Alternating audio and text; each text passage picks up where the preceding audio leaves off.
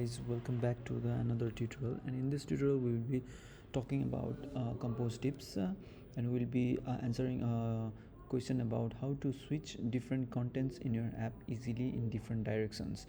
So let's learn about this component in Jetpack Compose that is called Pager, that helps us to create delightful UI and user experience, and helps us to easily switch our contents in different directions. We can switch our contents horizontally using a horizontal pager, and vertically using a vertical pager. We will be also talking about like programmatic control, performance optimization, customization, animation in this tutorial. So horizontal pager is like, as you can see, this is the horizontal pager. Okay, so it's pretty simple horizontal pager, and for the imports you have to check out that I'm using this foundation horizontal pager. So I'm using a foundation library, material 3 library, not the accompanied library provided by Google, which is deprecated. Okay, so just try to be careful about that. And yeah, then we have like, okay, you can simply see implement the horizontal pager in this way. This is a very simple horizontal pager, and we also have a simple vertical pager which is implemented in this way. Okay, you can get the page using this using the like if you just explore more about the horizontal pager, you have a page content that is passing the page as a int variable. Okay, so you can have like on each scroll the page index is being passed.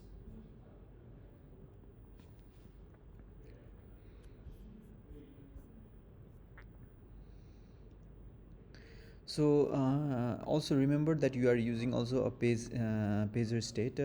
This pager state object is remembered using this remember page state, which helps to pretty much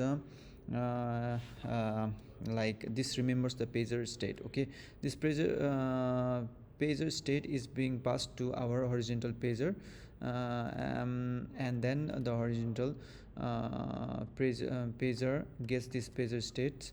Okay, so this state can be used to control the vertical pager and horizontal pager.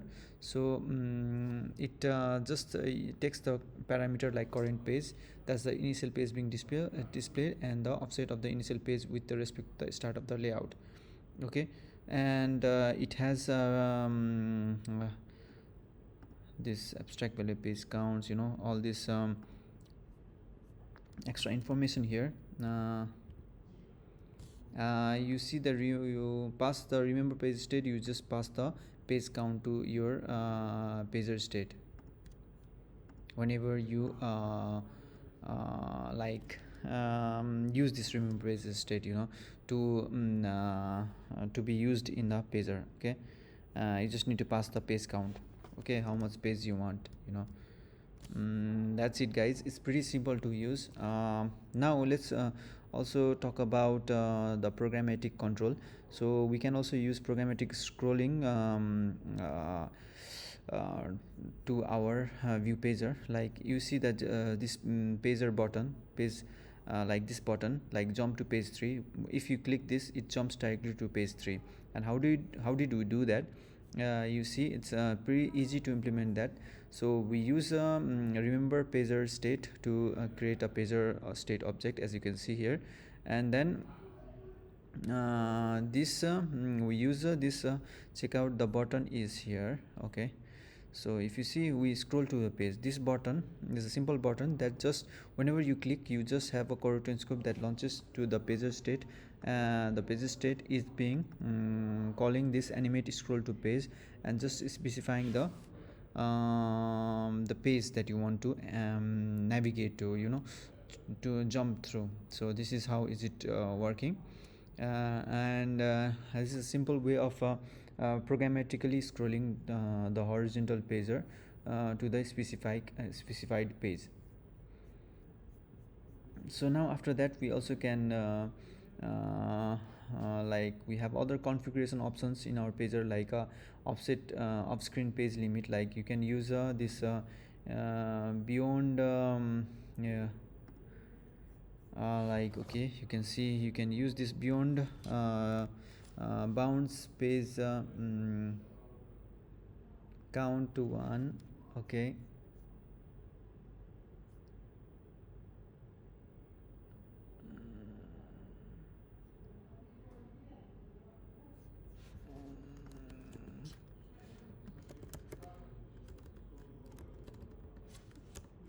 okay, so let's me check out. You have this beyond page bounds page count. Okay, so this beyond bounds page count, this pages to compose and layout before and after the list of visible pages.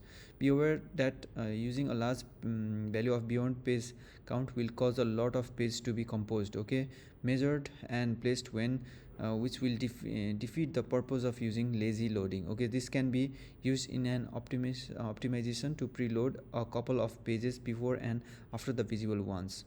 So this does not include the page automatically composed and laid out by the prefetcher in the direction of the scroll during scroll events. So pages to, so beyond page bounds page count, pages to compose and layout before and after the list of visible pages.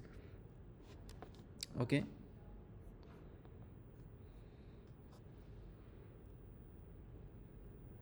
you can see you can use beyond page bounds page count to place more pages before and after the visible pages. Okay, so you can also use that.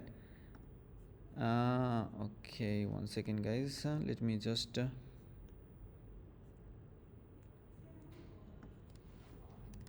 I can just use this as a comment.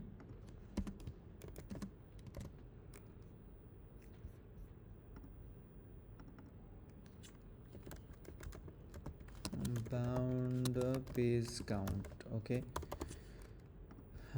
so after this like you have this actually helps with the smoother controlling, but can impact the performance, okay, if you are setting too much high amount, you know. Then also you have a page size.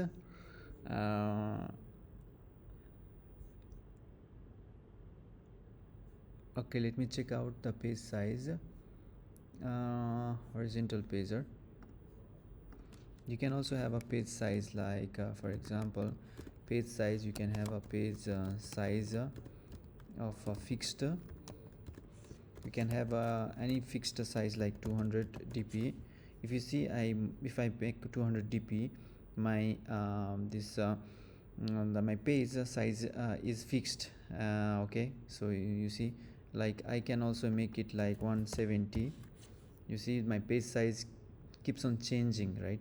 So this is also another performance optimization you can make, or like configuration options that is being provided by horizontal pager, and it's similar to also the vertical pager. Okay, so you can use page size to control the size of each pages, and page size that fixed for the fixed size in dp.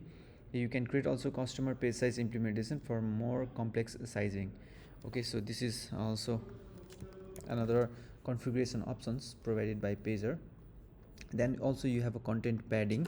So with this content padding, you just need to provide the values inside the padding values of 20 dp. You see the padding, just I just applied the padding here. Okay, so the padding of 20 dp is being applied here. So you also can use this padding content padding parameter to add padding to around the pager content.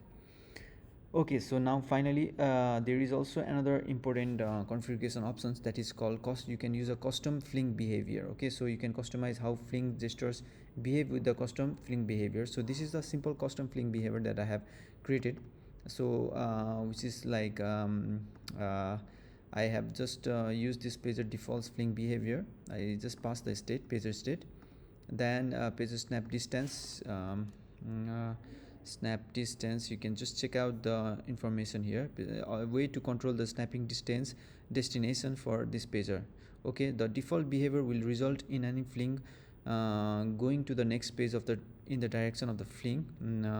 Okay, so use the pacer snap distance at most to define the maximum number of pages this pager is allowed to fling after scrolling is finished and fling has started.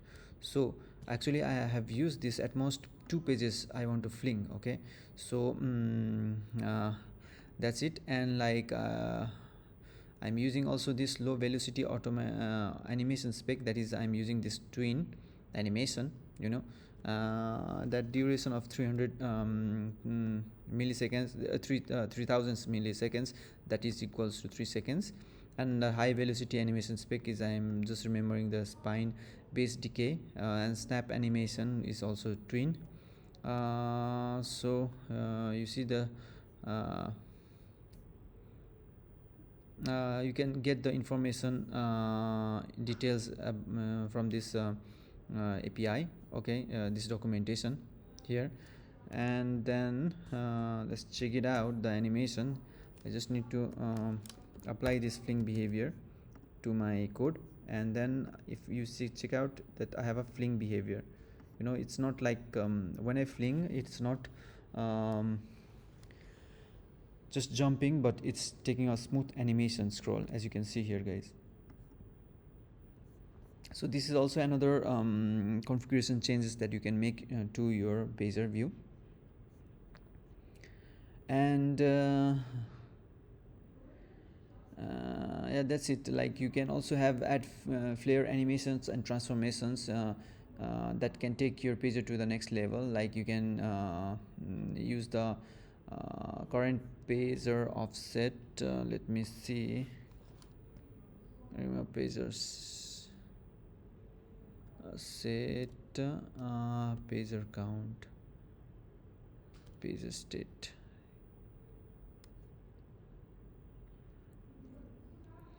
Yeah, you can also use this pager state dot current pager current page offset fraction. Okay, so let me check what's this offset fraction.